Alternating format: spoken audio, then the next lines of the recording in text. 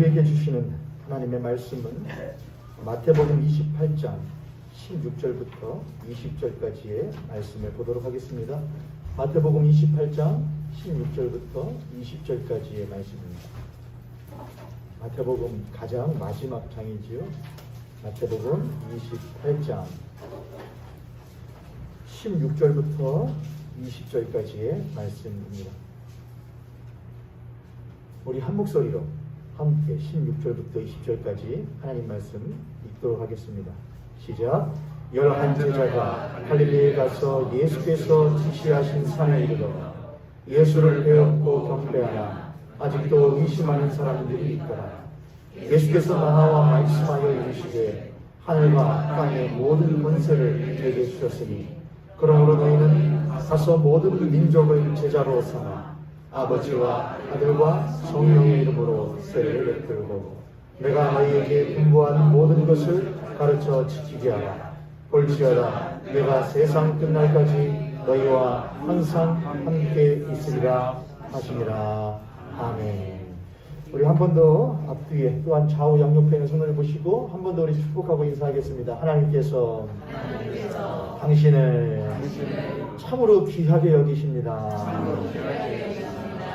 그래 다시 한번 그렇기에 당신과 나는 참 귀한 존재입니다. 아멘. 아멘. 자, 오늘 사도신경 강해 시리즈 우리가 지금 승천을 주제로 하여서 가는 세 번째 시간입니다.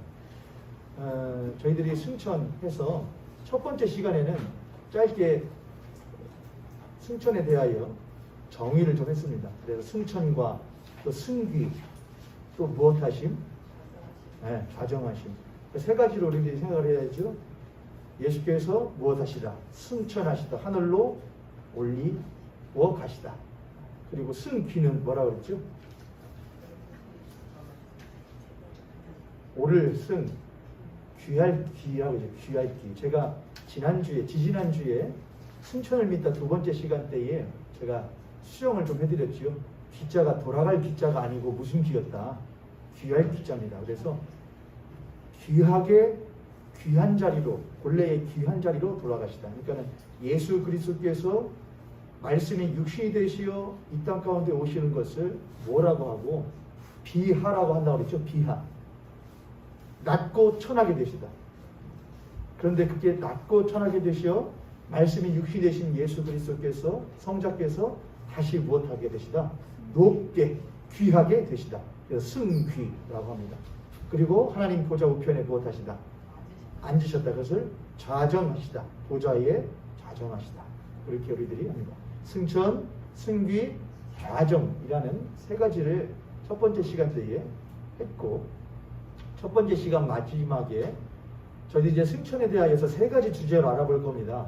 승천에는 세 가지 의미가 있는데 첫 번째는 무엇의 확증이고 부활의 확증인과 동시에 재림의 무엇입니다? 전조입니다. 그렇죠? 그 제가 토요일 날 저녁 되면은 여러분께 꼭 카톡 해드리죠. 지난 주일 말씀 꼭 한번 무엇 해보고 오시라고, 들어보고 오시라고. 물론 바쁘시기 때문에 들어볼 여력이 없으시리라 생각하지만은 그래도 여러분 어저께 저희 이지혜 사모가 그러더라고요. 여보, 전에 산상수훈 설교할 때 빛과 소금을 뭐라고 설명했었지요? 저한테 물어보더라고요. 그러니까 본인도 그냥 빛과 소금이 내가 생각하는 그 빛과 소금이 아니라는 것을 못했는데 이제 알았던 거죠. 왜냐하면 들었으니까. 근데 그게 무엇을 의미하는지는 못해버린 거죠. 가물가물하게 된 것이죠. 아마 이 자리에 앉아 계신 여러분도 그러실 거라고 생각을 하거든요. 그래서 말씀은 계속해서 무엇하지 않으면은, 듣지 아니하면은 안 됩니다. 만약 이 자리가 경쟁률 예를 들어서 100대 1 또는 200대 1에 대학교 입시나 또는 일확천금을 얻을 수 있는 기회라고 한다면은 여러분은 한 말씀 한 말씀을 어떻게 들을 것이냐? 목숨 걸고 들으실 거예요. 한 번밖에 없는 기회예요. 한 번밖에. 흔히들 목사에게는 말씀을 전할 때에 마지막 전하는 설교라 생각하고 준비하라 그렇게 하고, 성도님들께는 마지막 드는 말씀, 마지막 드리는, 이 땅에서 드리는 마지막 예배라 생각하고 말씀을 들으라 그렇게 하거든요. 그런데 요즘에는 유튜브가 너무나 발달하고 예배당도 많아지고 목사들도 많다 보니 말씀에 대한 무엇이 사라진 것 같으냐, 말씀에 대한 간절함은 참 많이 사라진 것 같다는 생각을 합니다. 이 말씀 한마디, 그냥 여러분 이 자리에서 꼭 그런 것만 기억하고 가시면 안 되고요. 노원준 목사가 말을 하다가 무슨 말을 틀렸다? 그런 거나 실수했다? 눈을 몇 번 깜빡이더라? 넥타이가 어떻더라? 뭐 그런 것은 잘 기억하시지만 오늘 말씀에 무슨 주제들이 있었어? 난 그냥 승천이 이런 건 줄 알았는데 승천에 이런 의미들이 있더라고. 이런 것들 하나하나를 염두에 두시는 것이 여러분의 신앙살 일을 하시는 데 있어서 반드시 도움이 되지 않을 수가 없습니다.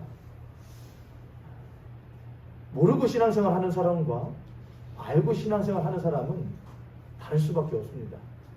성령이 역사하셔서 여러분에게 뜨거움도 주시고 뜨거운 눈물도 주시고 감동도 주시고 찬양도 주시기를 원해요. 할렐루야. 그런데 사도 바울이 말한 것을 기억해 보세요. 에베소서에서 사도 바울이 그렇게 말하거든요. 하나님께서 너희에게 지혜와 계시의 정신을 무엇하사 주사 너희를 향한 하나님의 그 뜻, 계획 이러한 것들이 얼마나 큰 것인지를 알게 하시기를 구하노라 그렇게 하거든요. 근데 그것은 우리를 넘어서는 크기이겠죠. 그렇죠. 너희들에게 향하신 하나님의 뜻과 계획과 섭리가 얼마나 큰지 알기를 원한다. 그건 우리가 담아낼 수 없고 감당할 수 없을 만큼의 크기의 계획하심과 선하심과 또 하나님의 뜻이거든요. 근데 우리 그리스도인들은 대부분은 성령 충만, 성령 받아 신앙생활 뜨겁게 하면은 대개는 어디에만 국한되느냐? 개인에게만 국한되는 경우들이 많아요. 그것도 무엇하는 것? 갑자기 그냥 있다가 갑자기 우울하고 슬펐었는데 갑자기 귓 가운데 담대하라, 놀라지 말라, 내가 너와 함께함이라. 그런 음성이 들리더라니까. 그래가지고서는 전혀 두렵지도 않고 우울하지도 않다니까. 그런 것을 원하고 또 그렇게 구해요. 여러분, 그런 역사가 여러분의 있기를 목회자로서 간절히 축복합니다. 그러나 너희를 향한 하나님의 뜻과 계획과 섭리라는 것은 그것에서 그치는 것이 아니라는 거예요. 그걸 더 넘어선다는 거예요. 그러려면 뭘 해야 되느냐? 하나님께서 우리에게 주신 이 말씀을 통하여 무엇을 주시기를 원하시는지를 우리가 알아야 될 거 아니에요. 그렇죠. 하나님께서는 너희들에게 이 영역, 저 사람 이런 곳에도 너희들이 그리스도인으로서 교회로서 일하기를 원하셔 라고 각 항목들을 정해놓으면 우리들이 맞아, 우리가 성령 받아서 우리가 신앙 가운데에 능력 얻어서 힘 얻어서 사용해야 될 곳은 저런 곳들이 있어 라고 여기고 사용을 할 수 있고 또 그런 일을 위하여 힘을 쓸 수가 있을 텐데 모르면 무엇하느냐? 그런 게 있어서 그런 것들도 해야 돼. 교회가 그런 것들도 그리스도인들이 해야 되는 거야 라고 하면서 의아해할 수밖에 없지 않겠습니까? 그저 신앙생활 하는 거면은 나 한 사람 내 마음에 평안을 얻고 위로 얻는 것으로 여겼었는데 난 그저 승천하면은 예수님 승천하고 부활하셨대, 승천하셨대, 나를 위하여 이제 나도 무엇한데 나도 예수님처럼 부활하고 승천할 거래. 그건 지극히 무엇이라는 것이죠? 개인적인 신앙이라는 거예요. 그러나 승천에는 단지 개인적인 의미만 있는 것이 아니라는 것이죠. 여러 가지의 의미들이 있다는 겁니다. 근데 그런 것을 알지 못하면 우리는 그저 맨날 물어보면 못하죠. 여러분에게는 부활의 신앙이 있습니까? 부활 신앙이 있죠. 부활의 신앙이 뭡니까? 나는 죽어도 못할 거라는 거예요. 다시 살아날 거라는 건요. 여러분에게 승천에 대한 신앙이 있습니까? 있죠. 그게 뭔데요, 승천의 신앙이? 승천한다고요. 나 언젠가는 하나님께서 나를 불러 나를 들어 올려 가신다고요. 적어도 모현교회에 다니시는 우리 모현교회 성도님들께는 그 정도의 대답이 나오지 않기를 목회자로서 저는 원해요. 승천이 뭐예요 하면은 적어도 승천이라는 것은 첫 번째 무엇의 부활의 확증입니다. 예수 그리스도가 단지 이 땅에서 살아가실 한 인간이 아니고 위대한 인물이 아니라 그가 참 하나님의 무엇이셨다고 하는 것을, 하나님의 독생하신 아들 예수 그리스도시요 살아계신 하나님이셨다고 하는 것을 무엇하는 겁니다? 확증하는 거예요. 그래서 그분은 이 땅 가운데 계시지 않고 무엇 하시는 것이냐? 들려 올려 가시어 존귀한 자리에 계시고 하나님 보좌 우편에 앉으시는 참된 왕이요 통치자의 자리에 앉게 되시는 거예요. 그래서 부활의 확증이에요. 승천은 예수 그리스도는 하나님이시다, 통치자시다, 우리의 주이시다 라고 하는 것을 확증하는 거예요. 또한 동시에 부활의 확증임과 동시에 예수 그리스도가 무엇 하실 것, 다시 이 땅 가운데에 재림하실 것에 대한 전조예요. 가신 분은 가신 것으로 끝나지 않으시고 다시 무엇 하시리라? 다시 오시리라. 그래서 부활과 재림 사이에 무엇이 담겨져 있는 것이죠? 승천이 담겨져 있는 거예요. 할렐루야. 아멘. 할렐루야. 아멘. 오늘 날씨가 꿀꿀해서 그러니까 여러분 영 집중이 안 되시는 것 같은데 여러분 옆에 있는 성도님과 앞에 있는 성도님 보시고 우리 그렇게 한번 축복하도록 하겠습니다. 오늘 이 말씀 시간에 성령님께서 역사하시어서 전하는 자나 듣는 자가 함께 은혜 받기를 원합니다. 아멘. 아멘.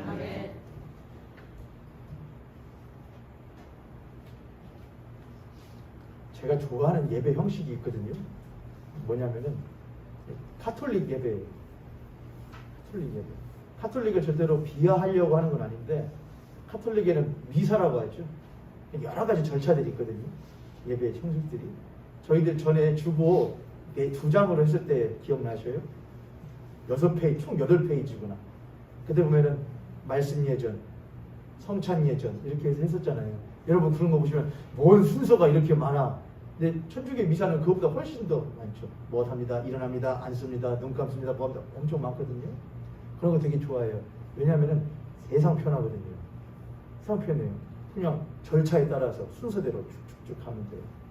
그리고 성도들에게도 뭐 크게 해라 뭐 이런 것도 없어요. 그냥 와서 못하고 가는 거냐? 그냥 미사 드리고 가는 거예요. 참여했다 가는 것이죠. 저는 그런 절차를 굉장히 좋아해요. 필요하다고 생각하는데 참 위험성이 있어요. 무엇이냐면은 예배 가운데에 나온 성도들이 모두 다 한 마음과 한 뜻으로 동일한 정도의 신앙 수준으로 나올 수가 없죠. 이 자리에 앉아 계시는 분들 가운데에 어떤 분들은 전혀 몸이 건조한 마음으로 이 시간 가운데 나오신 성도님들도 저는 있으리라고 생각을 합니다. 나온 것만 해도 감사하지요. 그러나 나오긴 나왔는데 그냥 앉아갔다 돌아가시는 성도님들이 태반이실지 않을 거라는 생각이 들어요. 신기하죠.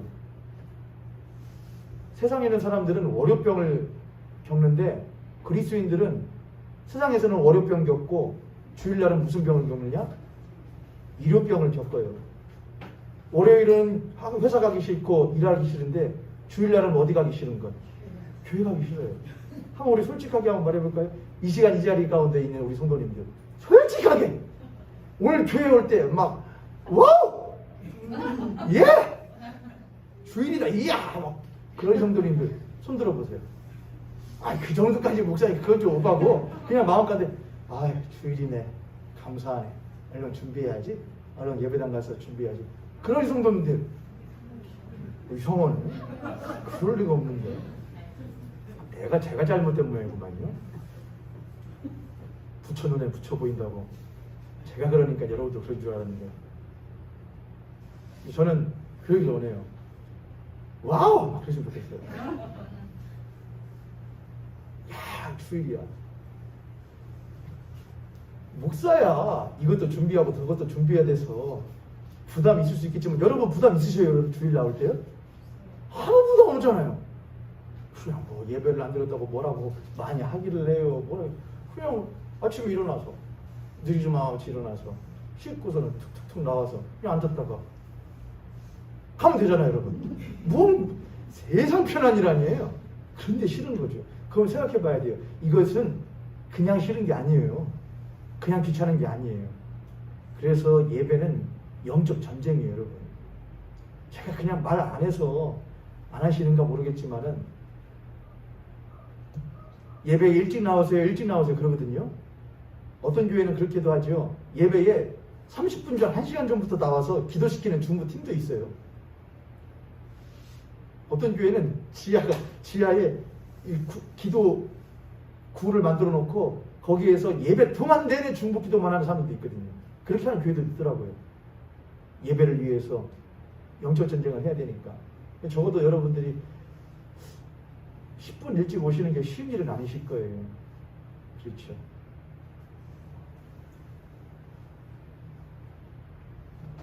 (10분) 일찍 오는 게 쉽진 않죠. 전자랜드가 새롭게 리뉴얼해서 오픈했더라고요. 수요일날 언젠가 한번 아침에, 주일날 아침에 보면은 그 줄을 쭉 서고 있어요. 문 여는 거 기다리려고. 할아버지, 할머니, 아줌마들이.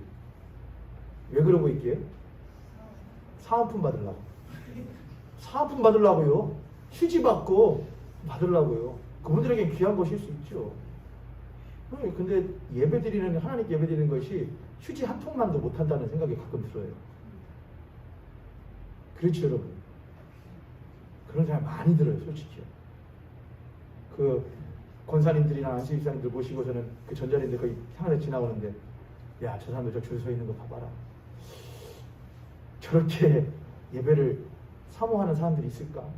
하나님은 우리의 속을 보신다 하셨는데, 중심을 보신다 하셨는데, 오늘 이 시간 하나님께서는 우리를 지금 속속들이 보시면서 기뻐하실까? 아니면은 안타까워하실까? 잔소리가 길어집니다. 우리 옆에 손을, 앞에 손을 보시고 우리 한 번 더 그렇게 축복하도록 하겠습니다. 오늘 이 시간에 하나님이 기뻐하시는 예배자 됩시다. 아멘. 자, 말씀으로 돌아옵니다. 부활과 재림 사이에 무엇이 있다는 것이죠? 승천이 있습니다. 승천은 부활을 무엇하고 확증해요. 봤냐? 너희들이 십자가에 못 박아 죽인 예수 그리스도가 부활하게 함으로 하나님께서 그가 죄 가운데 있는 죄인이 아니요 모든 죄인을 구속할 구원자라고 하는 것을 확증하시고, 그를 들려 올려 가심으로써 그는 또한 이 땅 가운데 계실 이가 아니시라 만물을 다스리시는 본래의 창조주요 주관자의 자리에 계시는 참 하나님이라고 하는 것을 확증하게 하는 거예요. 또한 그 가신이는 다시 무엇하시오? 이 땅 가운데 오시오 이 세상을, 모든 세상을 무엇하시고 심판하시고 온전히 새롭게 하실 재림주라고 하는 것을 보여주는, 미리 보여주는 전조라고 하는 것이 바로 승천이라고 하는 것이죠. 두 번째 의미가 있었습니다. 무엇이었죠? 성도의 부활과 들림에 대한 소망이에요. 예수님께서 하늘로 들려 올라가신 것을 보았던 예수님의 제자들, 그들이 보면서 천사들이 말하죠. 야, 갈릴리 사람들아, 너희들이 뭘 그렇게 보고 있냐? 가신 이는 다시 못하시리라. 오시리라. 그걸 들었던, 그걸 보았던 이 제자들의 마음 가운데는 성경들이, 자기들이 보았던 성경, 또한 자기들이 하나님의 감동 가운데 경험하는 것들을 보면서 무엇을 소망했을 것이냐? 가신 분과 같이 나도 무엇할 것이요? 갈 것이요. 나로 인하여서 수많은 사람들이 예수 그리스도의 십자가의 복음을 듣고 그들도 성도들이 되어 우리와 함께 다시 살고 또한 우리와 함께 들림 받을 것이라고 하는 소망 가운데에 살았을 것이라는 것이죠. 오늘 우리 그리스도인들에게 회복되어져야 할 소망이 있다면 그건 부활 소망이에요. 부활 소망. 무슨 소망이냐? 들림 소망이에요. 나도 그 첫 열매 되신 예수 그리스도와 같이 다시 살리라. 나를 믿는 자는 영원토록 죽지 아니라. 약속하셨던 그 말씀을 예수께서 십자가에서 죽으시고 부활하시고 승천하심으로써 영원토록 사시는 그 분과 같이 나도 영원토록 그분과 함께 살리라고 하는 그 소망 가운데 살아가는 것, 그 소망이 그리스도인들에게 다시 한번 회복되어져야 돼요. 내가 비록 이 땅 가운데 발 붙이고 살아가나 죄 많은 이 세상은 내 집 아니요, 저 하늘에 내 거할 처소를 주님께서 준비하고 계시네. 나 그분으로 들려 올려져 그분 곁에 거할 것을 소망하며 살아가는 그 소망이 있다고 한다면 그리스도인들이 비록 이 땅 가운데에 발붙이고 살아갈지라도 눈물 골짜기 겪을지라도 그가 그 가운데에 침몰되지 아니하고 소망 가운데에 다시금 회복하고 일어설 수 있는 그리스도인들의 능력 가지고 살아갈 수 있는 줄 우리가 믿는 것이죠. 세 번째, 오늘 여러분과 나눌 것이 무엇이냐? 예수 그리스도의 승천이라는 것은 무엇의 의미가 있느냐? 그것은 성령 시대의 무엇과 성령 시대의 개막이에요. 성령 시대의 개막, 성령 시대의 시작, 그리고 또한 동시에 교회의 시작이에요. 교회 사명의 시작이라고 하는 것이죠. 저를 따라서 한번 말하겠습니다. 성령 시대의 시작과 교회 사명의 출발. 이게 승천의 세 번째 의미입니다. 예수 그리스도께서 승천하셨다고 하는 것은 예수 그리스도께서 역사의 주관자이자 통치자라고 하는 것과 또한 예수 그리스도께서 우리의 중보자 되신다는 것을 의미해요. 예수 그리스도 승천하셨다. 그가 모든 세상을 통치하시고 다스리시는 주관자이자 통치자이다. 또한 예수 그리스도가 하나님 보좌 우편에 앉아서 무엇 하시는가? 우리를 위하여 친히 무엇 하신다? 우리를 위하여 중보하시는 이시다. 그렇게 했거든요. 누구에게? 성부에게. 예수 그리스도께서. 그런 걸 생각해 보면은 예수 그리스도의 역할이라는 것은 무엇 하시는 분이시냐? 그분은 참 하나님이신데 그가 승천하셨다고 우리를 무엇 하신 것이 아니라 우리를 떠나신 것이 아니라 그는 그 자리에서도 무엇 하시는가? 우리를 위하여 친히 중보하시고 하나님과 우리의 사이에서 그 예수 그리스도는 하나님과 우리 사이를 무엇하여 주시는, 화목해 하여 주시는 분이시란 말이죠. 그 다리를 놓아주시는 다리의 역할을 하시는 분이란 말이죠. 그런 그 예수 그리스도께서 우리에게서 떠나 승천하셨을지라도 그분은 여전히 하나님 보좌 우편에서 그 역할을 감당하시는 일을 하고 계신다는 것이죠. 승천하신 예수 그리스도는 온 세상의 통치자이신데 온 세상을 다스리시는 이가 그 일과 함께 보잘것없는 우리 한 사람을 위하여 하나님께 중보하시는 일을 여전히 하시고 계신다는 것이죠. 아멘? 아멘. 아멘. 아멘. 그런데 그 예수 그리스도께서 뭘 하시느냐?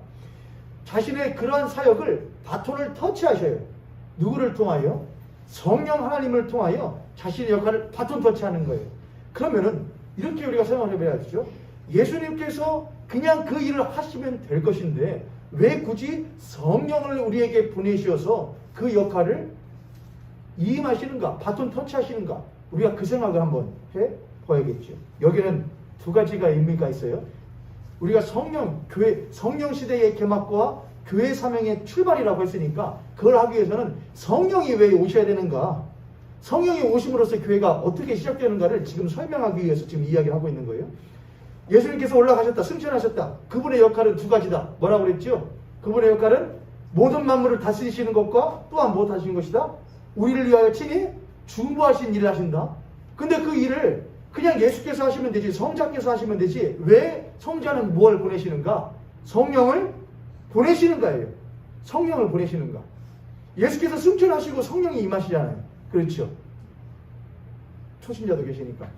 예수께서 이 땅 가운데 살아가실 때 제자들이 그렇게 매번 말씀하시거든요. 성령이 오시면, 성령이 너에게 오시면. 또한 사도행전 1장을 보면 성령이 너에게 임하시면 너희가 권능을 받고 예루살렘과 온 유대와 사마리아와 땅끝까지로 내 무엇이 되리라? 증인이 되리라.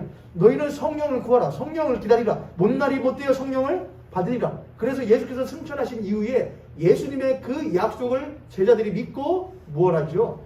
마가의 다락방에서 성령 받기를 구하다가 그 오순절날 성령이 못하게 되는 것이죠. 임하게 되는 사역이 있었단 말이죠. 그러니까 예수님의 승천과 성령의 임하심은 못 되는 것이죠. 바톤 터치듯이 이어지게 되는 연쇄 사건이란 말이죠. 예수의 승천이 예수께서 모든 만물의 통치자이자 또한 우리의 중보자 되시는 분이신데 그분이 가셨다 이거예요. 그런데 가신과 동시에 성령이 오셨다 이거예요. 그럼 성령이 오시는 것은 예수 그리스도의 사역이 어떻게 이어지는지를 우리들에게 보여준다는 것이죠. 두 가지 의미가 있다는 것이죠. 성령께서 오시는 것은 예수 그리스도의 사역을 확장시키고 또한 적용하시는 일을 하셔요. 다시 한번, 성령이 오시는 것은 예수께서 행하신 일을 확장시키시고 적용하시는 일을 하신다 이거예요. 우리가 흔히 성부, 성자, 성령께서 무슨 일을 하시는가 하실 때 이렇게 말을 많이 하죠. 성부 하나님께서는 계획하시고 성자 예수께서는 성취하시고 성령 하나님께서는 무엇을 하신다? 적용하신다. 그렇게 합니다. 성부께서는 계획하시고 성자께서는 그것을 실행, 성취하시고 성령께서는 그걸 뭘 하신다? 적용하신다. 다시 한번 성부께서는 무엇 하시고 계획하시고 구속의 역사를 구원의 역사를 성부께서는 계획하시며 성자께서는 뭘 하시고 그 계획하신 것을 실행하시고 성취하셔요. 성령께서는 그 실행하고 성취하신 것을 뭘 하시느냐? 적용하시는 역사를 하신다는 것입니다. 자, 성부 성자께서 부활하셨어요. 그리고 이 땅 가운데에 계셔요. 근데 그 예수께서 계시는 것이 무엇에 제약이 있느냐? 시간과 공간에 제약이 있다는 것이죠. 이걸 제가 지지난주에 했었습니다. 시간과 공간에 제약이 있다는 거예요. 목사님, 예수님께서는 부활하신 다음에 여기에 있다가 갑자기 그냥 문을 닫혀서도 통과했다가 이렇게도 하시고 이렇게도 하시던데요? 그렇게 한다고 하더라도 성자 예수 그리스도께서 편재하다고는 말할 수 없지요. 야, 이거 여러분 표정이 언제 들었더라? 지금 잘 듣고 계시는 거예요, 여러분? 가끔 하임이가 저한테 그러거든요. 아빠 눈 좀 크게 떠봐. 그러거든요. 그럼 제가 크게 뜨는, 아니 엄마처럼 크게 떠보라고. 아빠는 아무리 떠도 엄마처럼 크게 안 떠져. 여러분 눈 좀 크게 떠보세요. 옆에 성도님, 앞에 성도님 보시고 한번 눈 좀 한번 크게 떠보세요. 자, 한번 제자리에서 한번 일어나 보시겠습니다. 제자리에서 일어나셔서 한번 허리도 한번 돌리시고 어깨도 한번 돌리시고 기재개도 한번 피시고 손도 한번 풀으시고 손 문질러서 눈도 한번 비벼보시고 아유 주님 왜 이렇게 졸린데요? 집중도 하나도 안 되고요. 나 좀 도와주세요. 기도하시면서. 더우셔요? 안 더우셔요? 괜찮으셔요? 덥진 않으셔요?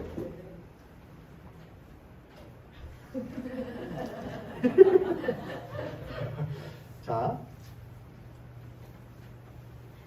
성자께서 승천하신 사건 말했고 성령께서 그걸 확장하고 적용하신다.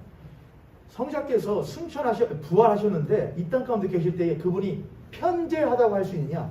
편재라는 건 뭐냐? 어디에나 계시다는 거예요. 그런데 어디에나 계신다는 것은 우리가 어디에나 있어 라고 말할 때에 그럼 예수 그리스도께서 여기 익산에도 계시고 전주에도 계시고 군산에도 계시고 이렇게 우리가 생각하잖아요. 그것뿐만이 아니라 신학에서 편재한다고 할 때 그 말은 뭐냐? 시간과 공간을 넘어서서 계심을 말해요. 시간과 공간을 넘어서서. 그럼 이렇게 하죠. 시간과 공간이라는 것이 우리는 지금 현재의 시간과 현재의 공간 가운데 있죠. 우리는 지금 이 모현교회 예배당이라는 선화로 이길 25라는 예배당 공간 안에 지금 시간 7월 11일 오전 11시 반이라는 시간 속에 있죠. 우리가 지금 여기 있잖아요. 그런데 하나님은 편재하다는 것은 모든 시간과 모든 공간 가운데 있다는 걸 말해요. 이해되셨어요, 여러분? 그럼 모든 시간이라는 것은 지나간 시간과 지금 있는 시간과 앞으로의 시간, 모든 시간. 또 하나님은 지난 공간과 현재 공간과 모든 공간에 그분은 언제나 못하시다? 편재하시다 이거예요. 편재하시다. 그러나 부활하신 예수 그리스도는 편재하신 분이 기회 아니었어요? 아니에요. 아니었다고요. 그때 당시에 예수 그리스도께서 계신 곳은 이스라엘이라고 하는 팔레스타인 땅 지형과 지리 안에 국한되어 있었고 그분은 부활하신 이후에 40일 동안이라는 시간에 속하여져 있었어요.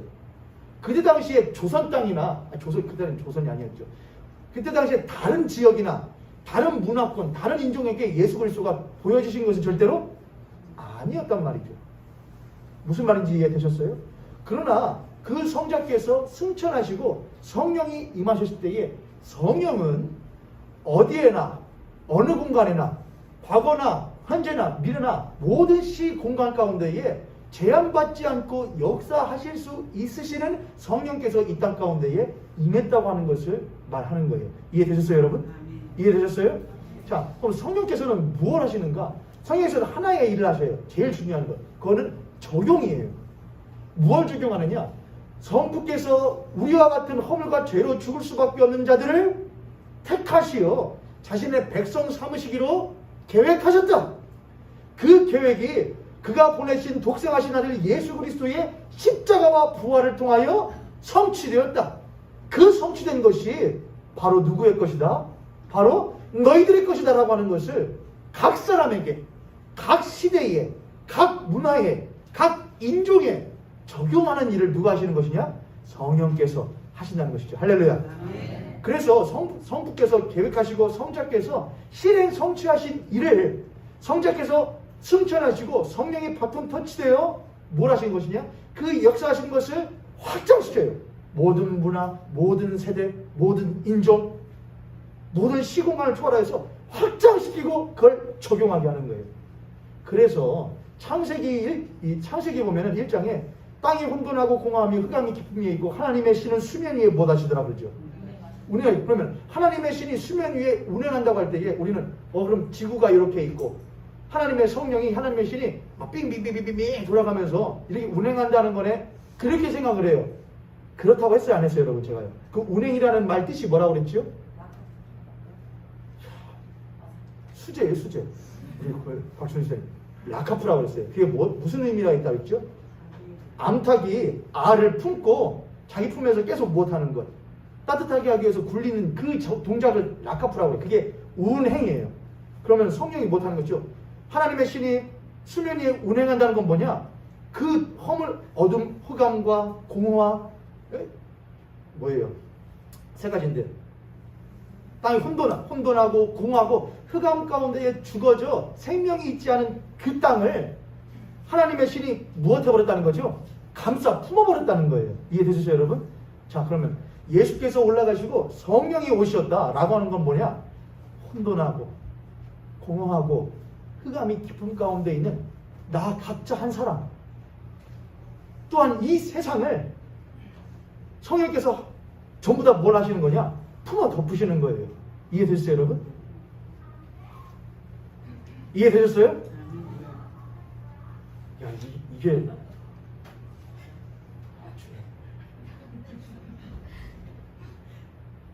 그런데 보세요. 덮었는데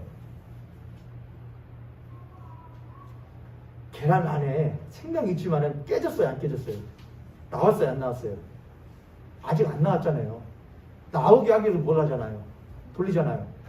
우리를 볼 때에 내가 그리스도인인데 내가 정말 생명이 있나? 내가 정말 그리스도인으로서 예수의 생명이 있나? 생각이 들 때가 있어요, 없어요, 여러분? 우리 많단 말이에요. 내가 뭔가 병아리가 나오듯이 탕락을 하고 탁 나와서 삐약삐약 거리는 것처럼, 그럼 내 자신을 볼 때 내가 살아있는 것 같고 막 눈물 나고 그랬으면 좋겠는데 안 그런 것 같은 때가 더욱더 많잖아요. 이 세상을 볼 때에 하나님 성령께서 역사하신다면 이 세상이 왜 이렇게 아직도 혼돈하고 공허하고 흑암이 깊은 위에 있는 것처럼 사망의 세력이 득세하는 것처럼 보이니까 우리가 여겨줄 때가 많아요, 적어요. 많단 말이죠. 그때마다 우리가 생각해야 되는 것은 하나님의 신이 수면 가운데 못하시면서 운행하시면서 닭이 알을 품고 그 안에서 생명이 돋아나도록 굴려내는 것처럼 그 시간을 지금 우리들이 못하고 있다는 것이냐? 보내고 있다는 것을 잊어서는 안 돼요. 우리 각 사람이 하나님의 품에 있어요. 성령의 품 안에 있다고요. 근데 나를 보면 아직 깨어나지 못한 것 같아. 하나님, 나 언제 깨어나요? 그러나 우리는 무엇을 봐야 되냐? 그 알을 품고 굴려내고 있는 하나님의 품으심과 운행하심을 봐야 되는 거예요. 하나님께서 나를 버리지 않으셨어. 성령께서 나를 버리지 않으셨어. 내 자식이 아니면은 이거 가망이 없겠냐면 버려버릴 수도 있지요. 그러나 하나님께서는 내 자식을 버리지 않고 끊임없이 보호하시면서 품에 안으시고 굴려내시면서 그 안에서 생명이 돋도록 하시기 위하여 역사하신다는 것을 우리들은 믿어야 할 줄 믿습니다. 아멘. 할렐루야. 아멘. 아예 덮고 있다는 거예요. 성령이 예수께서 올라가시고 성령이 오신다는 것은 단순히 마가의 다락방에만 임하시는 것이 아니라 그 성령은 천하보다도 더 크신 성령께서 온 천하를 둘러 덮으시면서 그때부터 뭘 하기 시작하시느냐? 하나님의 계획하신가 성자께서 실행하신 것을 이 땅 가운데 적용하게 하시기 위하여 뭘 하신 거냐? 온 세상을 자기의 품 안에 품고 굴려내시는 일을 하고 있다는 것이죠. 할렐루야. 아멘. 할렐루야. 아멘. 찬양 가운데 그런 찬양이 있습니다. 우리 보좌 앞에 모였네. 구원하심이 보좌에 앉으신, 구원하심이 보좌에 앉으신 하나님의 어린 양과 하나님과 그 어린 양께 있도다. 그런데 그것이 어디에게요? 각 나라와 족속, 백성, 방언이라고 하는 것은 말을 해요. 각 언어에. 모든 세상과 모든 세대와 모든 시대에 구원하심의 하나님의 어린 양과 하나님과 그 어린 양께 있다고 고백하게끔 만드시는 일을 누가 하신다는 것이냐? 성령께서 하신다는 거예요. 할렐루야. 아멘. 할렐루야. 아멘. 그게 또한 누구냐? 나예요. 내 안에 보면은 세상 다민족 다인종보다도 더 복잡한 마음 상태들이 내 안에 있어요. 내 심리 상태, 내 마음 상태, 내 안에 생각들, 가치들, 내 안에는 모든 영혼육에 있는 모든 영역들까지도 그 모든 것들이 구원하심이 하나님과 어린 양께 있다고 고백하게끔 만드시는 개인적인 성령의 역사도 성령께서 하시는 거예요. 교회에도 그렇게 하시는 거예요. 모든 시대와 모든 세대 가운데 성령께서 하시는 거예요. 할렐루야. 아멘. 하나님 예수께서 그리스도께서 승천하시고 성령께서 임재하심으로 말미암아 성령 시대가 이제 무엇하게 된 거냐? 개막되게 된 거예요. 시작되게 된 거예요. 그리스도인들의 입장에서는 이것보다 더욱더 무엇하는 건 없는 것이냐? 놀라운 일은 없는 거예요. 할렐루야. 아멘. 할렐루야. 아멘. 성령이 오셨네. 성령이 오셨네. 성령이 오셔서 뭘 하시네? 덮어주시네. 감싸주시네. 품어주시네. 나 같은 죽은 자를 품어주시네. 이 교회를 품어주시네. 죽은 것 같은 이 세상을 품어주시네. 죄로 허물러 죽은 것처럼 보이는 이 세상을 여전히 품고 계시네. 살리고 계시네. 성령께서 역사하시고 계시네.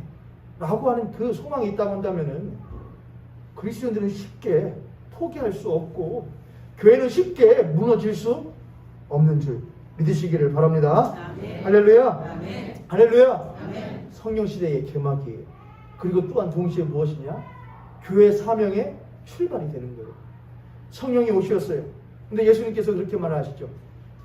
사도행전 1장하고 우리들이 읽었던 마태복음 28장, 마태복음 28장 그 마무리에 있는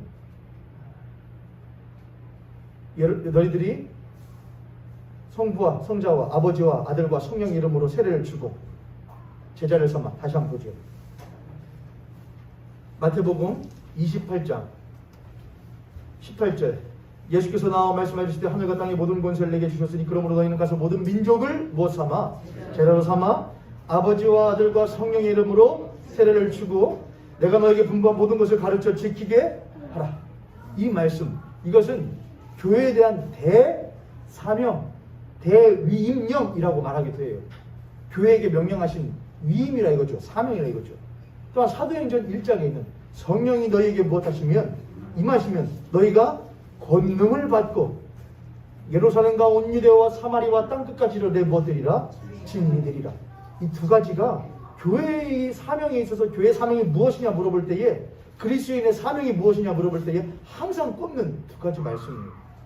근데 이 모든 교회의 사명은 그냥 교회의 사명으로 시작되는 것이 아니라 무엇으로 인하여서 시작되는 것이에요? 무엇이 임하실 때에? 성령이 임하실 때에. 그럼 한번 이렇게 생각해 보세요. 그럼 교회가 먼저 있어요? 성령이 먼저 있어요?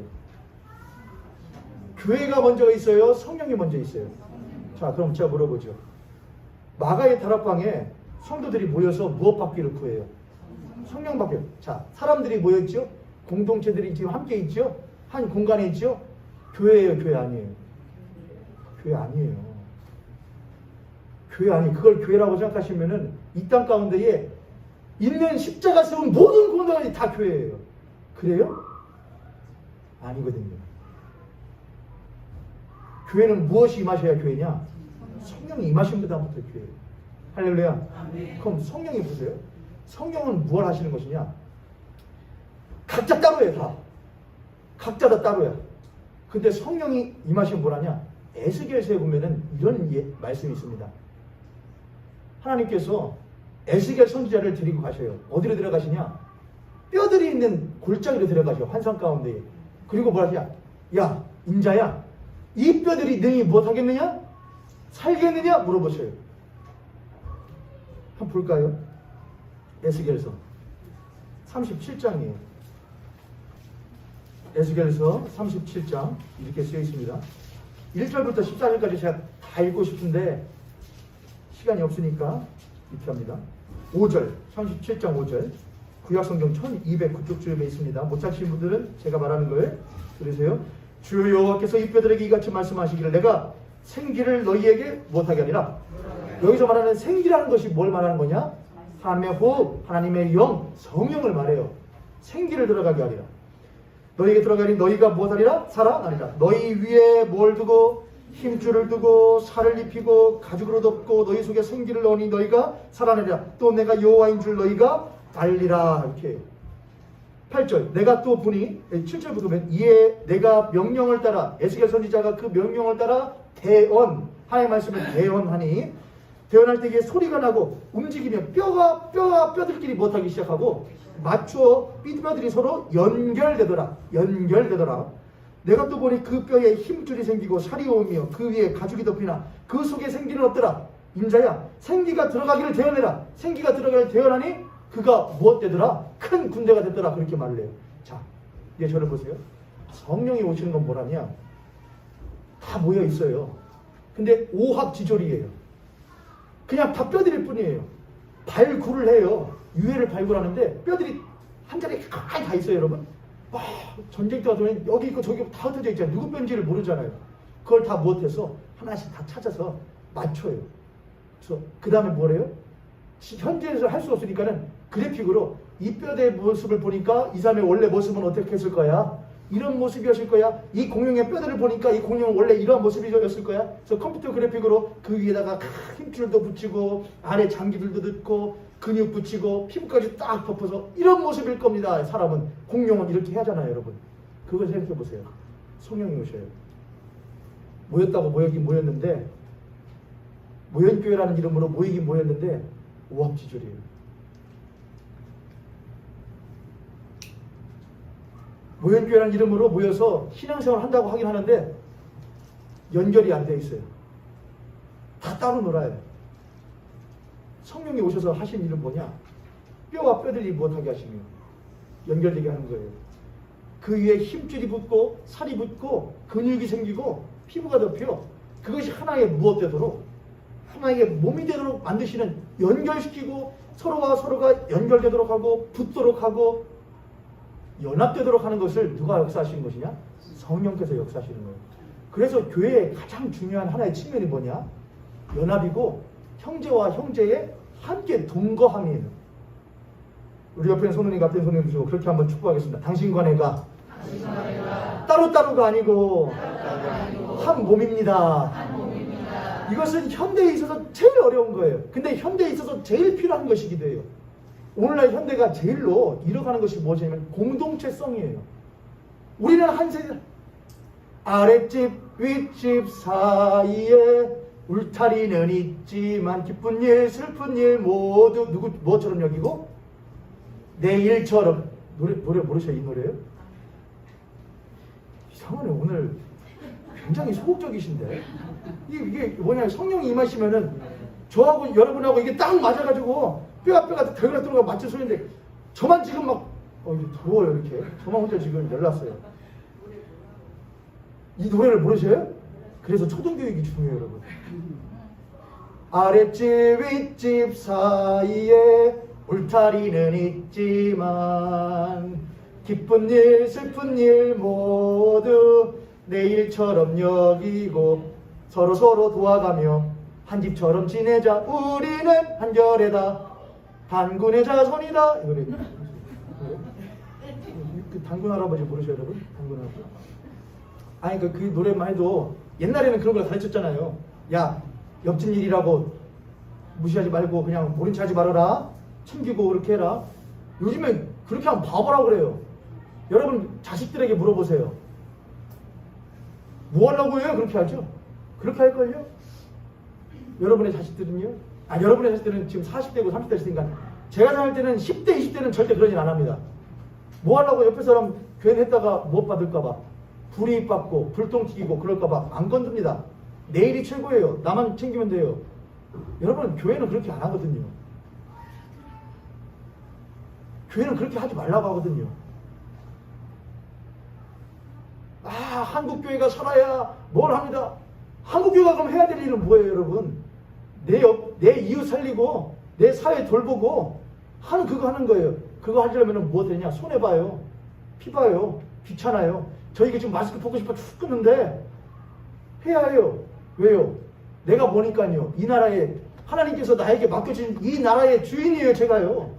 여러분이 이 나라의 주인이에요. 하나님이 나에게 이 나라에 한 사람으로 살게 하셨지. 이 교회의 한 성도로 살게 하셨지. 내가 이 가정의 한 구성원으로 살게 하셨지. 그럼 주인의식이 있어야 될 거 아니에요. 근데 주인의식이 없으면 뭐만 말을 하느냐? 불평불만만 많이 해요. 마스크 벗고 싶어요. 근데 생각하는 거예요. 내가 무엇을 손해보아서 이 사회를 살리지? 공동체성이에요. 여러분, 성령이 임하시면 성령이 역사하시는 거 뭐냐? 저러저러 따라해. 교회에 별의별 사람들 다 와요. 우리 모형교회 그래도 조금, 우리 모형교회 뭐가 좋았어요? 뭐가 특징이에요? 뭐가 장점이에요? 그러면 가족 같아요. 가정 같아요. 좀 말수 별로 없는 가정. 좀 이게 서로 별로 연락 안 하는 그런 가정. 그것도 가정이니까. 가족 같아요. 가족 같아요. 근데 사실 교회가 가족 같다는 것은 최고의 칭찬이거든요. 그건 교회가 하나 된 것처럼 보여진다 이것이죠. 성령이 임하시면 하신 일은 뭐냐? 제일 첫 번째, 교회에 뼈와 뼈가 맞붙게 하여 연결되게 하고, 또한 그 위에 힘줄이, 그의 근육이 몸을 만드는 거예요. 그래서 바울 사도가 말한 것처럼 교회는 그리스도의 무엇이다 그래요? 몸이다 그래요. 서로가 붙어있는 몸이에요. 우리는 몸이에요. 성령이 또한 하시는 일이 무엇이냐? 그 몸된 교회에 누구를 머리로 세우시게 하는, 예수 그리스도를 머리로 세우게 하는, 적용케 하시는 일을 성령께서 하셔요. 그래서 성령 받은 교회는 우리가 한 공동체의 형제와 자매라고 고백을 하며, 우리 교회의 머리는 수장은 누구시다? 예수 그리스도라고 고백하는 것이 바로 교회 공동체예요. 할렐루야. 할렐루야. 그 교회 공동체, 그렇게 한 몸이 되고 예수 그리스도를 머리로 한 교회에게 맡겨진 사명이 있습니다. 사명. 4가지인데, 첫 번째는 증인되는 것이고, 두 번째는 제자를 삼는 것이고, 세 번째는 제자로 만드는 것이고, 3가지구나. 3가지예요. 3가지. 근데 중요한 게 있어요. 너희가 성령이 너희에게 임하시면 너희가 뭘 받고 그래요? 권능을 봐요. 권능이 뭐예요, 여러분? 권능. 여기서 말하는 권능이란 건 다이너마이트 있죠, 여러분. 다이너마이트가 터질 때 폭발 효과 같은 그런 큰 힘이래요. 그렇게 설명을 제가 많이 듣고 자랐거든요.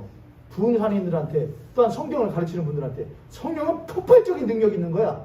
다이너마이트가 터지듯이, 한 사람 안에 성령 임하시면 딱 터지듯이 그런 능력을 여러분이 경험할 수 있기를 주님의 이름으로 축복합니다.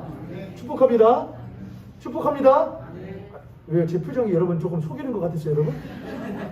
안고 듣길게요. 여러분, 그런 능력이 여러분에게 경험이 있기를 축복합니다. 그런데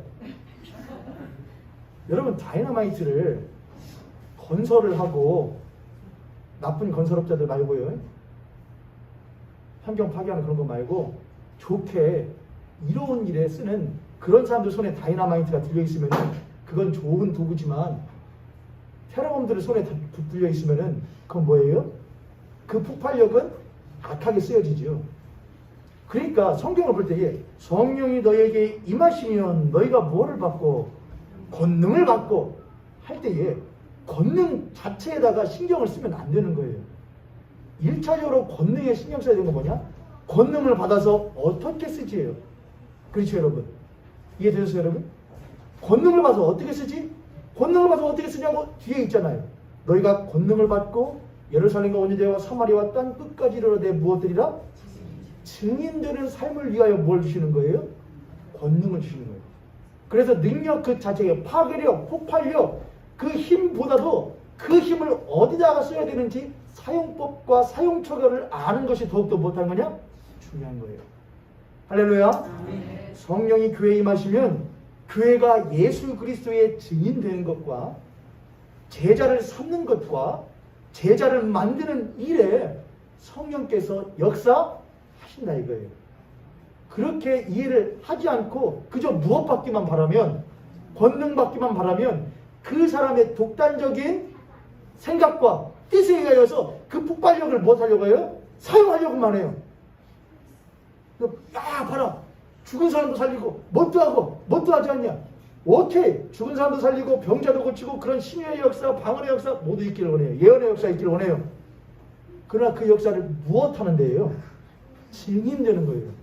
증인되는 삶을 위하여, 제자를 삼기 위하여. 누구의 제자 삼기 위하여?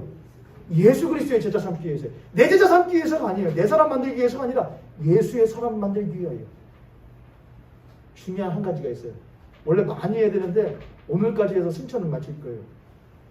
성령이 임하시면 너희가 권능을 받는데 그 권능은 아무렇게나 쓰는 것이 아니고 증인되는 삶과 제자를 삼고 제자를 만드는 삶, 만드는 일, 거기에 성령이 쓰여져.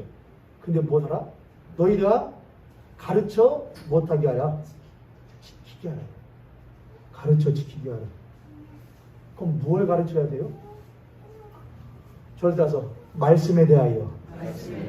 말씀에 대하여. 말씀이에요. 이 말씀 안에 에베소서 2장에 있는 에베소 1장과 2장을 보세요. 사도 바울이 말했던 그 모든 것들이 있어요. 지혜와 계시의 정신을 하나님께서 너희들에게 교회에게 주사. 한번 보죠. 여기만 읽고 오늘 마치도록 하겠습니다. 에베소서